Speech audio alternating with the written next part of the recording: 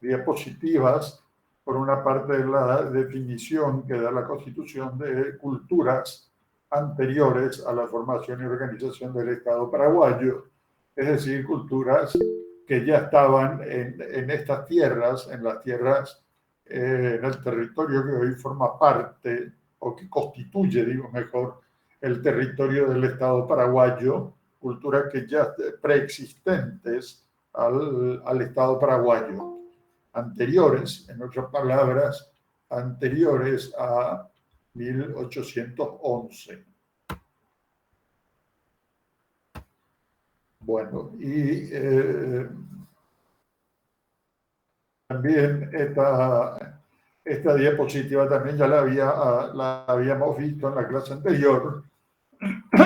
Particularmente, lo que hay que señalar aquí, el punto principal, es que los pueblos aborígenes no pertenecen solamente a la familia lingüística tupí-guaraní, no son guaraníes exclusivamente, sino que también hay pueblos aborígenes, etnias que no son guaraníes, es decir, que son completamente diferentes a la cultura guaraní. Los guaraníes, los pueblos aborígenes guaraníes están en la región oriental, todos, es decir, todos los que están en la región oriental son guaraníes, y hay dos etnias que están en el Chaco, en la frontera con Bolivia. Y los demás pueblos aborígenes, las demás etnias del Chaco, no son guaraníes, son de culturas diferentes. Bueno, los antecedentes constitucionales también vimos, especialmente para contrastar el concepto que se tenía de los indígenas en 1870, reflejado ese concepto en la Constitución, en esta disposición del artículo 70, inciso 13 digo, de la Constitución, en que se habla de que de la conversión de los indígenas al cristianismo y a la civilización. Es decir, civilización era o es la de los pueblos blancos, de los paraguayos, y se negaba, en cierto modo de decir, se le daba un trato de inferioridad a las culturas de los pueblos indígenas. Bueno, y aquí está la disposición de lo que establece el artículo 63 de la Constitución, radicalmente distinto a ese concepto que se tenía en 1870. Se reconoce el derecho de los pueblos indígenas a preservar y a desarrollar su identidad étnica, y también a mantener sus sistema de organización política, social, económica, cultural en su ámbito internamente, para regirse internamente estas distintas etnias. Todo esto supone un reconocimiento del valor que tiene para estas etnias, para los integrantes de estas etnias, el valor que tienen sus elementos culturales en todos los aspectos. Bueno, se puede ver aquí, vamos a ver esta cita de un líder indígena de 2010, la visión que tienen los indígenas respecto de lo que ellos consideran como personas diferentes, los paraguayos o los blancos. Aquí, por ejemplo, dice: fuimos perseguidos por los paraguayos por mucho tiempo, cazados como animales, no nos consideraban seres humanos. Sabemos de muchos testimonios de niños raptados y criados dentro de la sociedad paraguaya. Muchos fueron matados o muertos, fusilados, otros a machetazos. Esto es respecto como ven ustedes allí, de la etnia Asheguayaqui, que es un pueblo también guaraní, que está en la región oriental. Se hacía la caza de estos indígenas en establecimientos ganaderos, se ofrecían recompensas por dar muerte a integrantes de esta parcialidad aborigen. Bueno, esa era, digamos, una de las actitudes en cuanto a estos pueblos también. Esto se podía observar en el departamento de Cazapán. Está también esto que dice aquí, el rapto de niños y la adopción por familias paraguayas y la crianza en el ámbito cultural de los paraguayos. Bueno, se establece en el artículo 63 que los pueblos indígenas tienen derecho a la voluntaria sujeción a sus normas consuetudinarias para la regulación de la convivencia interna, para regirse internamente. Estas distintas etnias pueden aplicar sus normas consuetudinarias. La única limitación que se establece es la que indica el artículo, de que esas normas no atenten contra derechos fundamentales establecidos en la Constitución. E incluso en conflictos jurisdiccionales se debe tener en cuenta este derecho consuetudinario indígena cuando se trata de conflictos entre integrantes de una etnia que son sometidos a un órgano jurisdiccional del Estado paraguayo. En el Código Procesal Penal existe un título en que se habla del procedimiento para los hechos punibles relacionados con pueblos indígenas. Bueno, se tiene que tener en cuenta en lo que corresponda y fundamentalmente cuando se trate de conflictos internos o conflictos entre personas que forman parte de esos grupos étnicos, con la limitación, como digo, de que no atenten ese derecho consuetudinario, no atente contra derechos fundamentales. Bueno, aquí también está otra opinión para que se tenga una idea de cuál es la visión de los indígenas. Aquí en la parte de abajo se indica que son palabras del líder Mascoy. Este es un grupo étnico del Chaco no guaraní. René Ramírez fue convencional constituyente.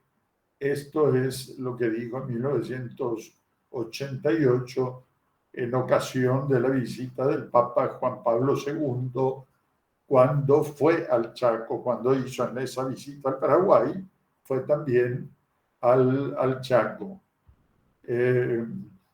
Los blancos tomaron nuestras tierras hace mucho tiempo y actualmente nos expulsan de ellas. Esa expulsión sigue hasta hoy, ¿verdad? Vemos aquí a cada rato se ve esa expulsión en los departamentos, especialmente en el departamento de Alto Paraná y también en Canindeyú, en ese avance de la frontera agrícola, especialmente por las plantaciones de soja y también el avance de campos de pastoreo, la conversión de bosques en campos de pastoreo para la ganadería. Bueno, y sigue, ¿verdad? Todos hemos sufrido el despojo de nuestras tierras y las tierras que ahora les dan a algunas comunidades no compensan lo que hemos perdido y menos los sufrimientos del pasado y del presente. Los blancos dicen que debemos civilizarnos, y nosotros invitamos a los blancos a que ellos sean civilizados y que nos respeten como personas, que respeten nuestras comunidades y a nuestros líderes, que respeten nuestras tierras y nuestros montes y que nos regresen, aunque sea parte de lo que nos han quitado. Bueno, esto es en 1988, pero esto sigue vigente hasta hoy. Todavía esta cuestión, este trato de las distintas etnias sigue teniendo, en algunos casos, sigue teniendo estas características.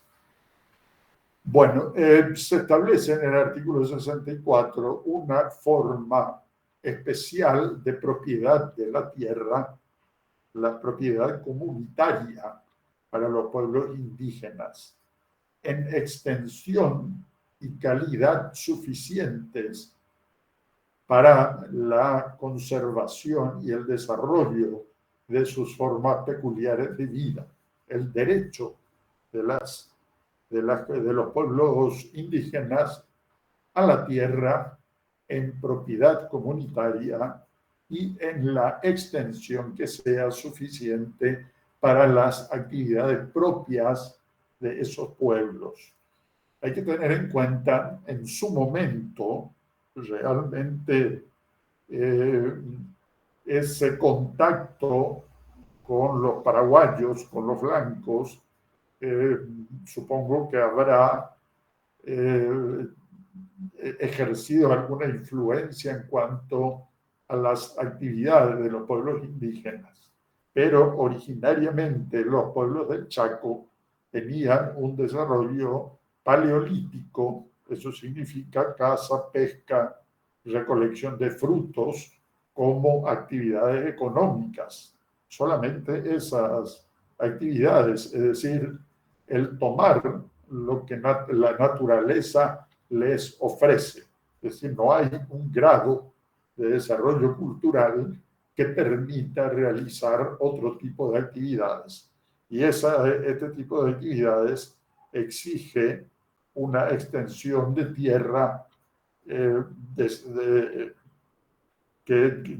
la perspectiva de un paraguayo, de un blanco, ya es demasiado, pero ese tipo exige la recolección, ¿verdad? La caza, pesca, recolección de frutos, exige un territorio bastante amplio porque hay que esperar, recoger eso que la naturaleza ofrece y después esperar que la naturaleza se renueve para volver, ¿verdad?, a recoger eso que ofrece la naturaleza.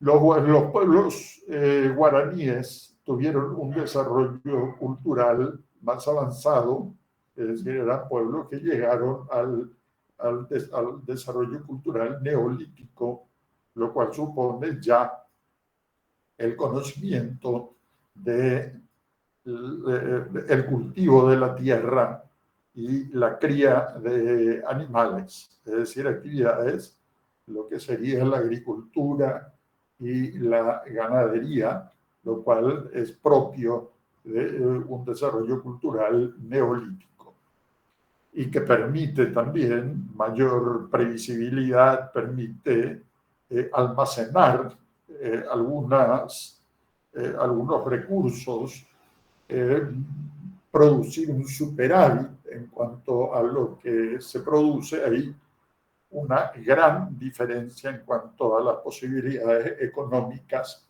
entre el paleolítico y el neolítico. Bueno, pero hoy ya los distintos pueblos aborígenes o indígenas ya han sentido ese contacto con los paraguayos o los blancos. Bueno, aquí, por ejemplo, tenemos esta imagen que indica conceptos absolutos propios. Por un lado, ese preguntar, digamos, por un título de propiedad es una concepción de los blancos, el tener derecho a la de propiedad sobre una tierra significa que uno tenga ese título de propiedad, lo cual no está dentro de los conceptos culturales de los pueblos indígenas. El Paraguay tuvo algunos problemas que fueron llevados a instancias internacionales y que perdió el Paraguay, y todos son problemas respecto de la restitución de tierras a pueblos aborígenes. Ustedes tienen allí 3 casos de comunidades indígenas en que la Corte Interamericana de Derechos Humanos condenó al Paraguay a la entrega de tierras que en nuestra Constitución se establece que el Estado debe proveer gratuitamente de tierras en extensión y calidad suficiente para que puedan desarrollar las actividades propias de esas comunidades. Aquí tienen 3 casos. Esta publicación es, verdaderamente no está ahí la fecha, pero ya de hace unos años, será de alrededor de 2015, pero el Paraguay hasta hoy no ha cumplido íntegramente esas condenas de la Corte Interamericana de Derechos Humanos. Bueno, de acuerdo con el artículo 64 de la Constitución, la propiedad inmobiliaria indígena tiene ciertas características particulares. Las tierras son inembargables, indivisibles, intransferibles, imprescriptibles, no susceptibles de garantizar obligaciones contractuales, no pueden ser arrendadas y están exentas de tributo. Es decir, no se paga un impuesto inmobiliario. Bueno, esto por una parte, y dentro, es decir, todas estas características son características que resultan favorables para el tipo de actividad económica que desarrollan los pueblos aborígenes. Desde la perspectiva nuestra, posiblemente algunos de los puntos presenten problemas, por ejemplo, inembargables, es decir, lo cual significa, y lo que está también más abajo, no susceptibles de garantizar obligaciones contractuales, es decir, no pueden servir como garantía, es decir, no se puede hipotecar una tierra indígena para obtener, por ejemplo, un préstamo para algún tipo de actividad de esa comunidad, de una comunidad aborigen, porque no son embargables. Es decir, por una parte no pueden garantizar, y ahí no se puede constituir en hipoteca una parte de las tierras de los pueblos indígenas,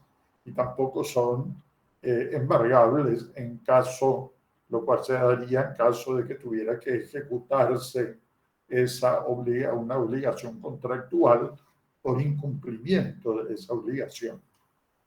Bueno, desde nuestra perspectiva, uno podría pensar, bueno, es algo no favorable en cuanto a obtener un crédito, por ejemplo. Tampoco pueden ser arrendadas, pero si uno considera las actividades propias de los pueblos aborígenes, estas características son positivas. Bueno, el hábitat y la asistencia a los pueblos aborígenes. En el artículo 64 se prohíbe la remoción o traslado de su hábitat sin el expreso consentimiento de los mismos. Todas estas etnias que hemos visto en una diapositiva anterior están integradas por un número muy reducido de personas. Es decir, son muy frágiles estos grupos humanos porque tienen muy pocos miembros. Bueno, y el traslado del hábitat o es del grupo, aunque sea del total del grupo, y más todavía si se produce una dispersión de sus integrantes, eso significaría un atentado grave respecto de sus elementos culturales. Bueno, esto también es esto que está indicado en el artículo 64, esa remoción, ese traslado fuera de su hábitat, es una forma de cometer un genocidio. Eso, dispersar a un grupo o trasladarlo de un lugar a otro, del lugar que es el propio de ese grupo a otro lugar, es una forma de cometer un genocidio. Bueno, ahí está indicada la población indígena actual, está en alrededor de 150.000 personas. Me dijeron que hay una tendencia a mantener e incluso a que aumente ese número de personas, pero está en esa cantidad de personas, la cantidad de miembros de los distintos pueblos indígenas de las 17 o más etnias que existen en nuestro país. Bueno, se tiene que, de acuerdo con el artículo 67, como función del Estado, se atenderá a su defensa contra la regresión demográfica, es decir, a una disminución de la cantidad de miembros de cada una de estas etnias, la depredación de su hábitat, la contaminación ambiental, la explotación económica y la alienación cultural. Bueno, aquí está el artículo del Código Penal, el artículo 319, que se refiere al genocidio, en que se puede ver que genocidio no es solamente matar a los o lesionar gravemente a miembros de un grupo, en este caso de una etnia, con el objeto de que desaparezca ese grupo, sino también, aquí por ejemplo, lo que está en el inciso 3, trasladar por fuerza o intimidación a niños o adultos hacia otros grupos o lugares ajenos a los de su domicilio habitual, es decir, de su hábitat. En el inciso 5 también está otra medida, impedir los nacimientos dentro del grupo, forzar, en el inciso 6, forzar a la dispersión de la comunidad. Todas esas son formas, entonces, de incurrir en el hecho punible de genocidio. Es decir, tratar de que desaparezca un grupo étnico. Bueno, pasamos a el derecho de participación.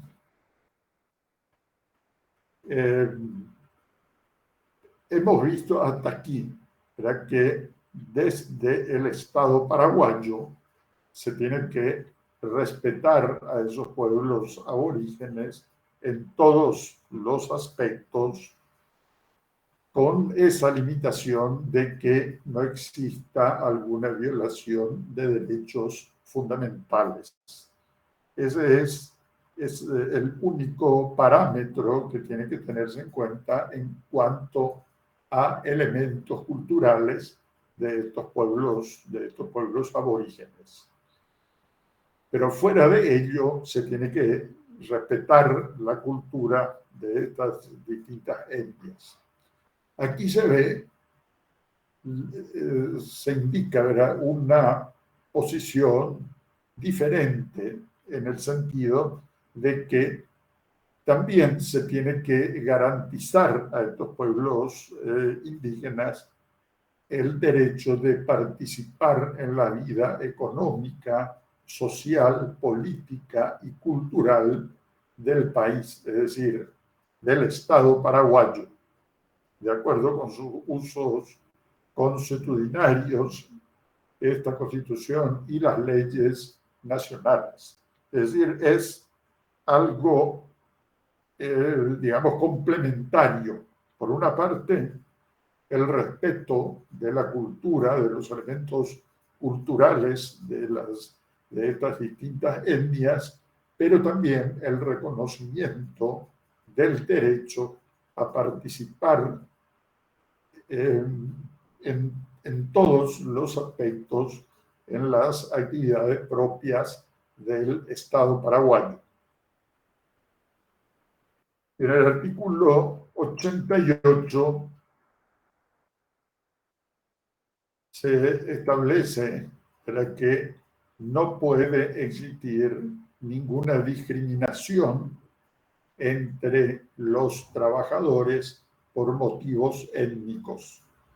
Aquí fundamentalmente en el caso de la población del Estado paraguayo, en que prácticamente no existen personas de raza negra, la discriminación fundamental es respecto de trabajadores que sean que pertenezcan a una de estas etnias aborígenes. Bueno, en particular, entonces, el artículo 88, en cuanto al desempeño de actividades laborales, establece esta prohibición. La educación también tiene algunos aspectos en que se tienen que respetar aspectos culturales de los pueblos indígenas. Bueno, especialmente aquí dice, ¿verdad?, el artículo 66, el Estado respetará las peculiaridades culturales de los pueblos aborígenes, especialmente en lo relativo a la educación formal. Esa educación que se da en la escuela primaria, en la escuela secundaria, también, ¿verdad?, dentro de ese proceso de escolarización de las personas, se tienen que respetar las peculiaridades culturales de los pueblos indígenas. En particular, la enseñanza en los comienzos del proceso escolar en la lengua materna del educando. El artículo 77 establece esto. La enseñanza en los comienzos del proceso escolar se realizará en la lengua oficial materna del educando. Bueno, y se instruirá asimismo en el conocimiento y el empleo de ambos idiomas oficiales de la República. En el caso de las minorías étnicas cuya lengua materna no sea el guaraní, se podrá elegir uno de los dos idiomas oficiales. Es decir, aquí la idea es de que ese niño que empieza la escuela reciba las primeras enseñanzas en la lengua materna. Es una actitud totalmente diferente a la que se tenía hace algunas décadas. Ya quizá esto ya está en cierto modo, superado esa circunstancia que existía antes de que la educación formal, es decir, la escuela primaria especialmente, reconocía como idioma solamente el castellano y muchas veces se proscribía el guaraní. Hoy lo que la Constitución propugna es la de que ese inicio de la escolarización de los niños se dé en su lengua materna, es decir, que comience, si es guaraní, que comience en guaraní y luego se aprende la otra lengua oficial, el otro idioma oficial. E incluso tendría que ser esa lengua materna también ese inicio de la educación formal tendría que ser en la lengua del niño, si es otra que no sea el guaraní. Por ejemplo, el ayoreo, el nivaclé, el ishir, posiblemente sea bastante difícil de que se dé esto. Ha habido algunas escuelas en el Chaco en que se enseñó, se cumplió esto, enseñando a los niños inicialmente en nivaclé y después se les enseñaba uno de los idiomas oficiales que lo más probable es que fuera el castellano. Bueno, pero lo ideal sería que esos primeros tiempos se dieran en la lengua que corresponde al niño, la lengua materna del niño que empieza su formación, su educación formal. Bueno, y en cuanto a los idiomas, hoy el castellano y el guaraní tienen carácter de idioma oficial.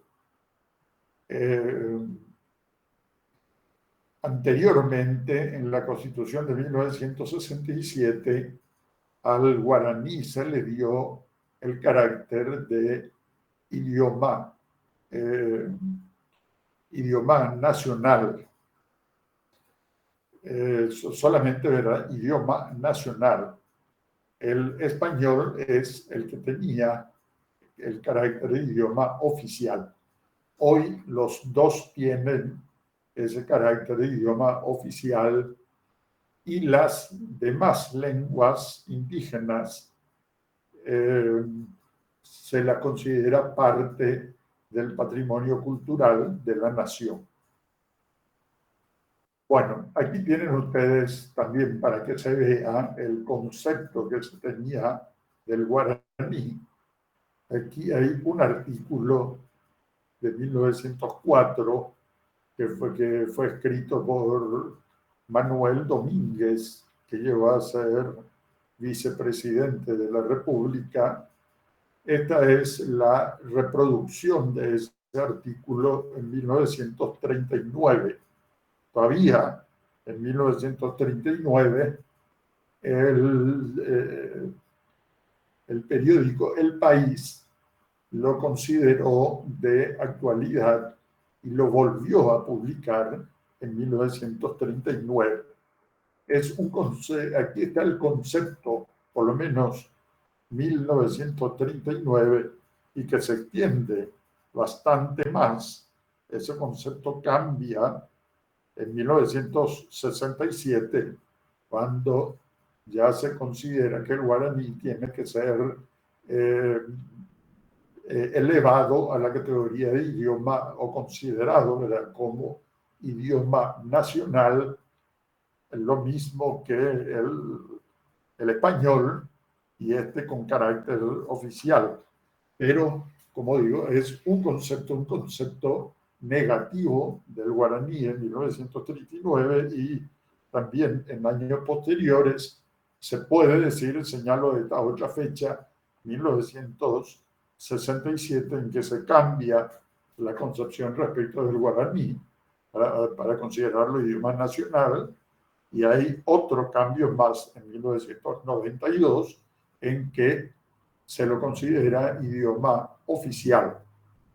Aquí en esta época, en 1939 y años próximos, por ejemplo, alguna partecita voy a decir para que se tenga idea del concepto que tenía Manuel Domínguez respecto del guaraní. Bueno, él hacía hincapié en que era el único que hablan ciertas clases sociales inferiores, idioma de la barbarie. Y luego dice, esos pobres alimentan su cerebro exclusivamente con palabras guaraníes, son tan toscos e infelices como el indio primitivo de nuestras selvas. La raza india se vengó de la conquistadora imponiendo su lengua a sus descendientes como para recordarles su origen salvaje por muchos siglos.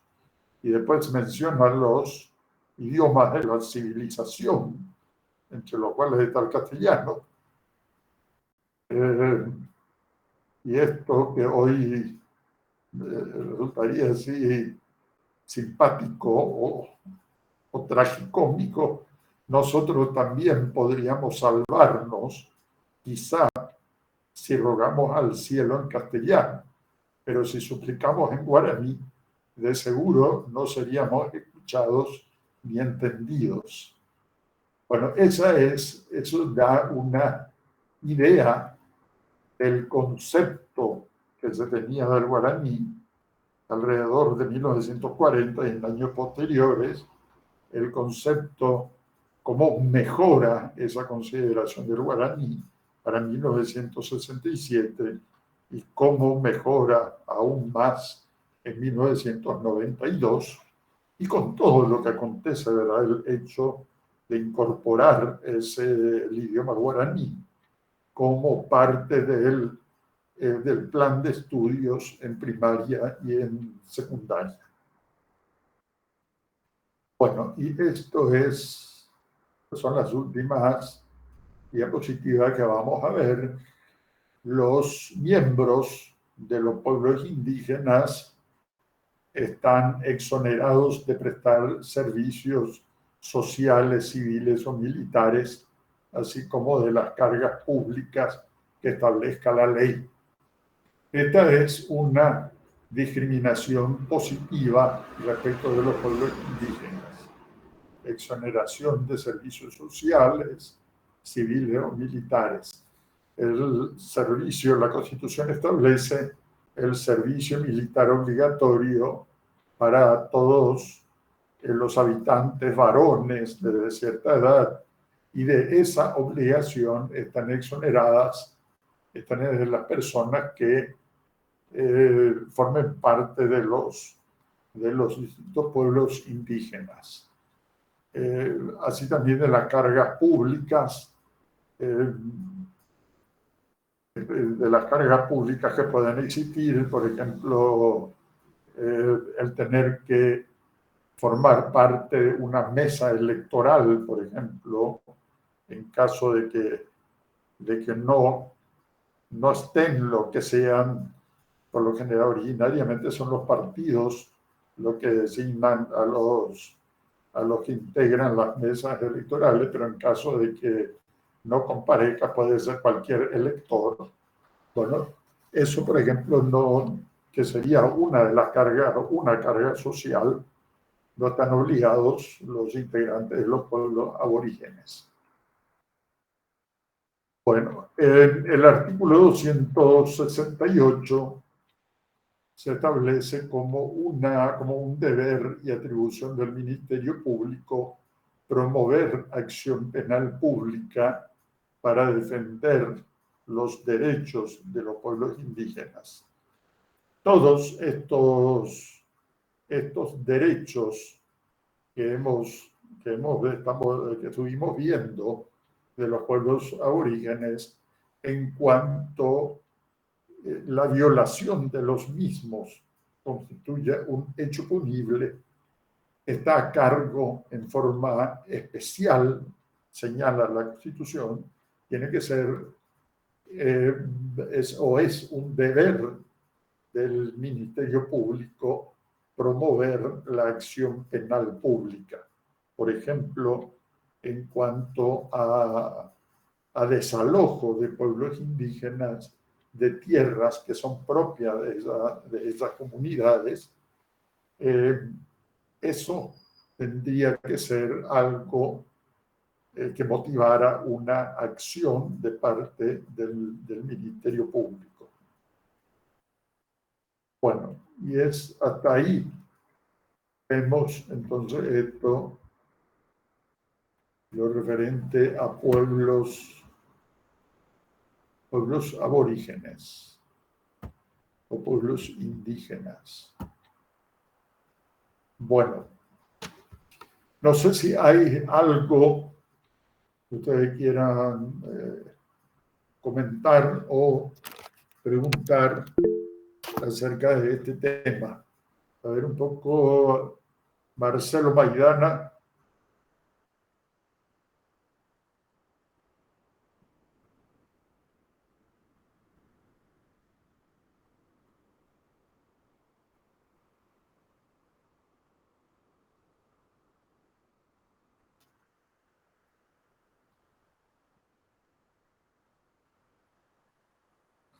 Bueno, está bien tu pregunta.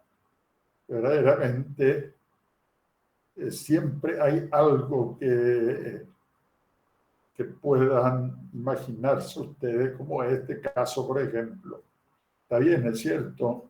Eh, Hay que tener en cuenta que hay un artículo que vamos a ver más adelante que establece que los yacimientos de distinto tipo que se encuentran en el subsuelo en estado natural son de propiedad del Estado paraguayo. Esa es la disposición constitucional. Por ejemplo, lo que estás mencionando, yacimientos, por ejemplo, yacimientos petrolíferos, yacimientos de oro u otros metales. Se dice, por ejemplo, que hay litio, pero en la región oriental. Bueno, todo eso, la Constitución establece que esos yacimientos de minerales de cualquier tipo que se encuentren minerales en estado natural son del dominio privado del Estado paraguayo. Bueno, lo cual significaría, habría que ver un poco esa mención que hemos hecho de las características de la propiedad inmobiliaria paraguaya, digo indígena, porque con cualquier propiedad, lo que el Estado va a hacer es expropiar esa tierra y pagar la indemnización correspondiente, pero expropiar y hacerse cargo por sí mismo de la explotación de ese yacimiento de cualquier tipo o hacer concesión para la explotación de ese yacimiento. Bueno, lo que yo creo que habría que ver es, o son las características que mencionamos de, de la propiedad indígena. Si es que, si eso, bueno, mejor voy a proyectar otra vez para ver un poco esas características y si verdaderamente esta situación no colisionaría con alguna de estas disposiciones constitucionales.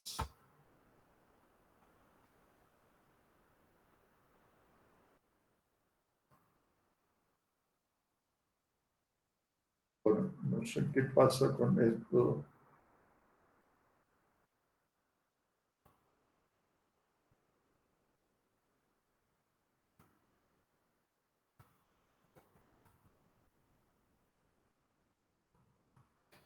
Bueno, esto creo que se ve, a pesar de que está así, inembargables, indivisibles, intransferibles, imprescriptibles, no susceptibles de garantizar obligaciones ni de ser arrendadas.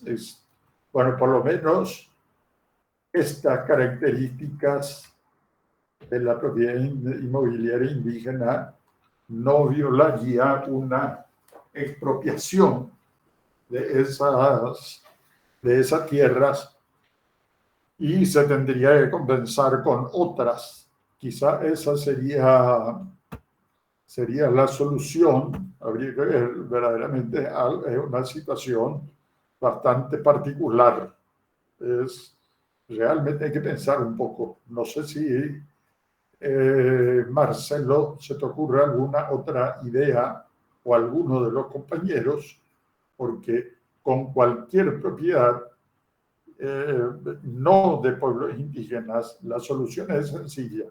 El Estado paraguayo expropia esa tierra, paga una indemnización de acuerdo con el valor de la tierra y después explota por sí mismo o da en concesión la explotación de esos yacimientos. También está claro que esos yacimientos son del dominio privado del Estado paraguayo. Bueno, no sé si hay alguna otra idea al respecto de lo que planteó el compañero.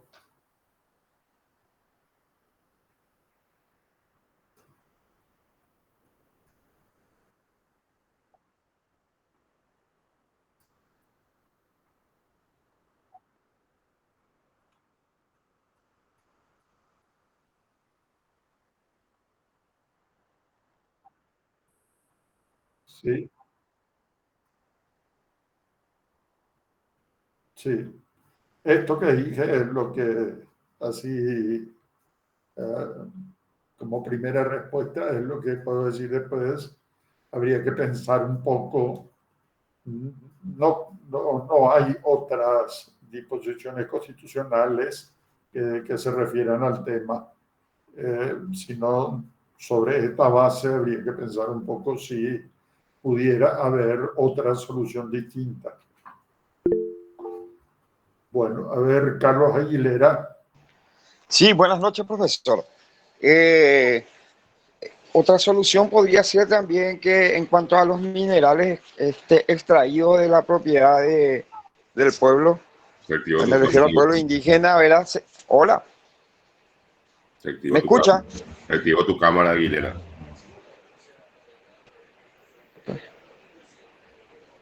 Ahí. Bueno, Hola. no, ahora está tu cámara otra vez. Ah, bueno.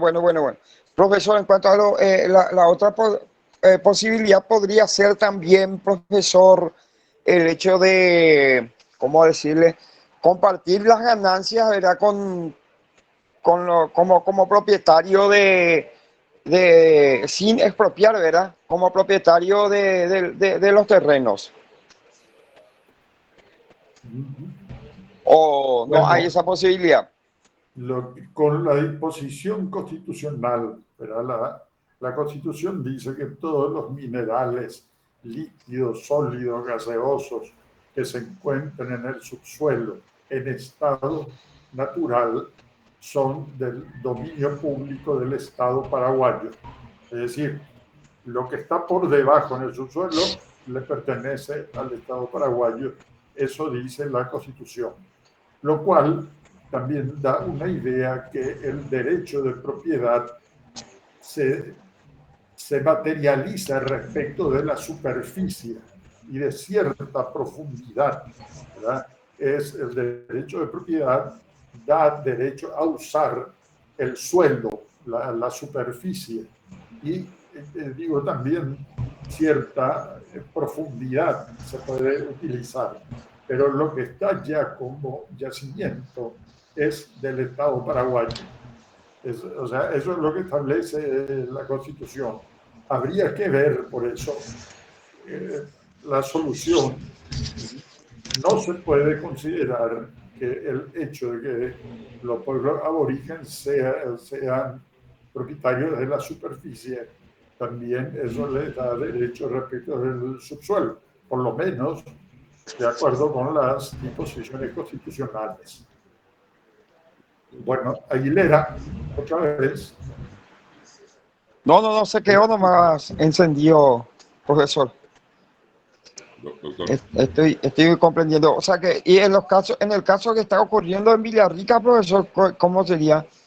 Porque hay gente particular que explota eso, la mina de oro.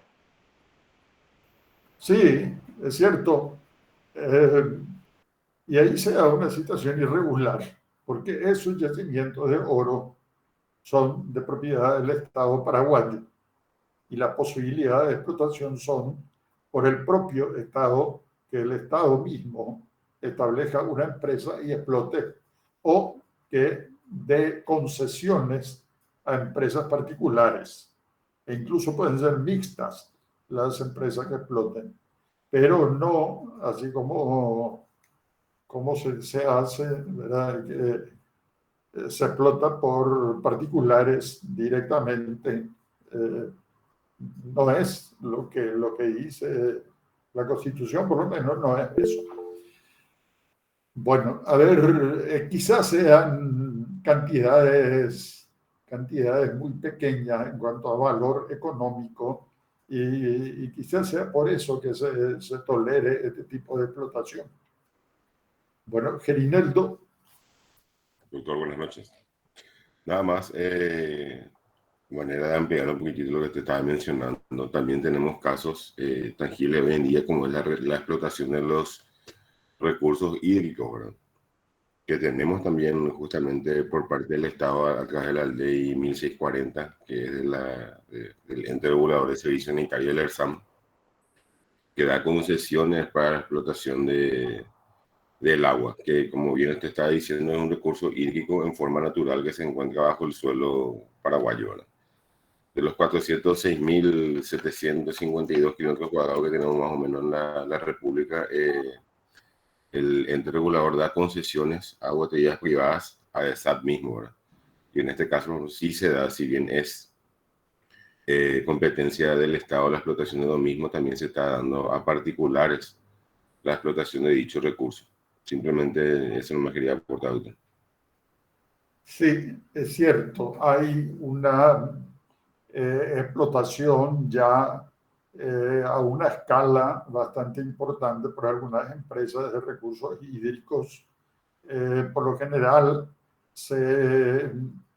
había una especie de permisividad en cuanto a que uno hiciera una perforación para obtener digamos, un pozo, una perforación, digamos, para tener agua particulares, eso prácticamente se aceptaba, ¿verdad? Pero en los últimos tiempos hay una explotación con carácter comercial de recursos hídricos y eso también, en principio, también ese mineral líquido que es el agua en estado natural en el subsuelo es del dominio público del Estado.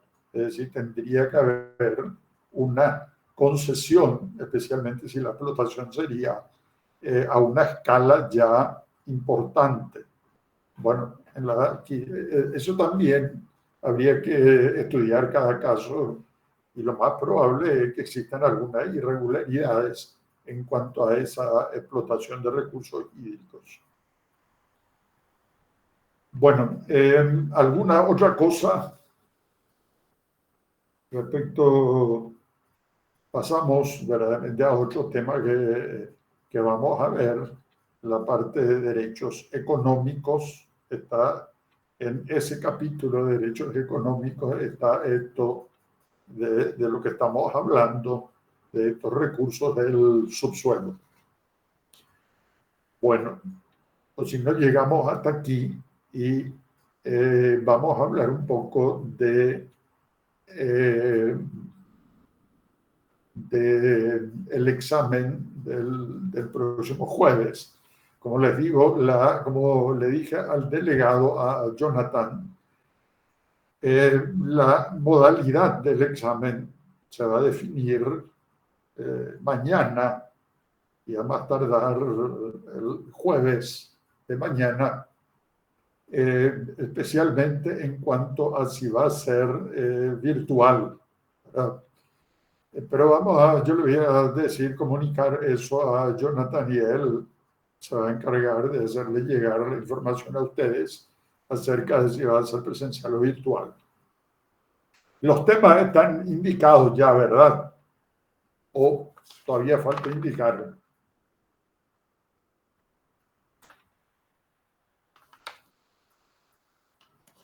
A ver, pues, si me dice alguno que si está ya indicado, están indicadas las unidades que entran para este examen.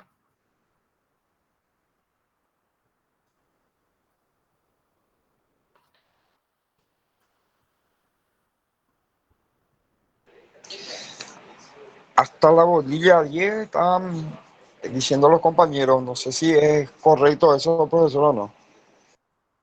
Bueno, está bien, si llegaste ya hasta la unidad 10, que es la que hoy concluimos, está muy bien, pero el examen va a ser hasta la unidad 7. Las 7 primeras unidades son las que van a entrar para este primer examen, para esta primera prueba parcial. No sé si sobre eso hay alguna pregunta respecto de esas. Son los conceptos básicos, la parte histórica y 2 unidades que ya se refieren específicamente a la parte dogmática de la Constitución. 6 y 7 son las unidades en que ya se desarrollan artículos de la Constitución. Pero hasta ahí, hasta la unidad 7. Bueno, también otra cosa que quería, especialmente a los delegados de curso, hay una lista oficial en que figuran solamente 290. Bueno, digo solamente, es una cantidad altísima, ¿verdad? Pero digo solamente porque se estaba hablando de que eran 400 los compañeros en este semestre, pero la lista oficial que me pasaron de informática, en esa lista solamente figuran 290.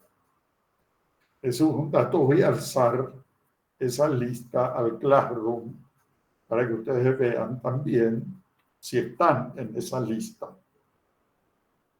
Después, en el caso de que el examen sea virtual, yo no sé cómo ha sido con otras asignaturas, pero una recomendación para el caso de que el examen sea virtual es de que entren de la misma forma que entran para estas clases, la forma en que se han registrado para las clases que dimos,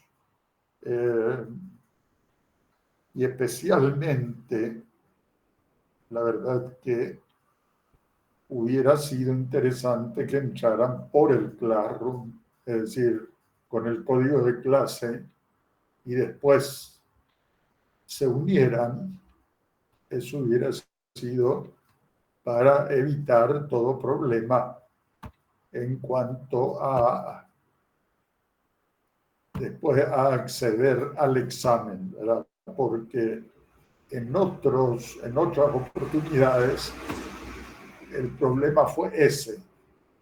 El problema fue el de algunos compañeros que no podían acceder al examen. Lo que les digo es esto: entrar con el código de clase y después de aquí unirse con lo que está aquí indicado para el MIT. De esa forma, bueno, no sé cómo, a lo mejor ustedes entraron directamente con el enlace de la clase, pero yo creo que también quedan ya registrados para poder ingresar después, para poder acceder al examen en caso de que sea virtual. Bueno, y eso estaremos viendo, tratando de solucionar los problemas. Ese ha sido el problema que se ha presentado en otras oportunidades en que se ha dado el examen en forma virtual. Bueno, no sé si hay algún otro punto que ustedes quieran consultar. Doctor. Gerineldo. Usted había preguntado al inicio de la clase más o menos cuál sería el calendario académico que tenemos vigente por dirección académica. Ahora ahí tenemos en octubre, sería el 21 de octubre, fecha tope de presentación de trabajos prácticos. Y el 11 de noviembre, la finalización del segundo examen parcial como fecha tope. Y la finalización de las clases de los semestres pares serían para el 2 de diciembre. Otro. Bueno, el 2 de diciembre ya se extendería demasiado ya. Porque si el segundo parcial termina 11, es el viernes de la segunda semana, es el 11 de noviembre. No creo que las clases se extiendan tanto como hasta el 2 de diciembre. Habría muy poco tiempo para los exámenes finales. Exactamente. Pero bueno, por lo menos si ya está con el 11 de noviembre, y creo que debe ser una semana más, hasta el 18 de noviembre. Con eso ya tenemos tiempo suficiente para desarrollar las 6 unidades que todavía quedan, ¿verdad? Son 6 las que están pendientes, ¿verdad? Las que se tienen que desarrollar. Bueno, ¿alguna otra consulta sobre el examen? El examen, si es virtual, va a ser de opción múltiple, y también en el caso de que el examen sea en forma presencial, también va a ser de opción múltiple, y la utilización de gabaritos, ¿verdad? De esa forma va a ser el examen. También les digo, por las dudas ya de que el examen sea presencial, va a ser en grupos. Si son 290, serían unos 4 grupos, 4 por 7, 28, sí, unos 3 grupos por lo menos. Serían 3 grupos sucesivos, con opción múltiple, pero con temas diferentes, y el examen estaría empezando a las 18.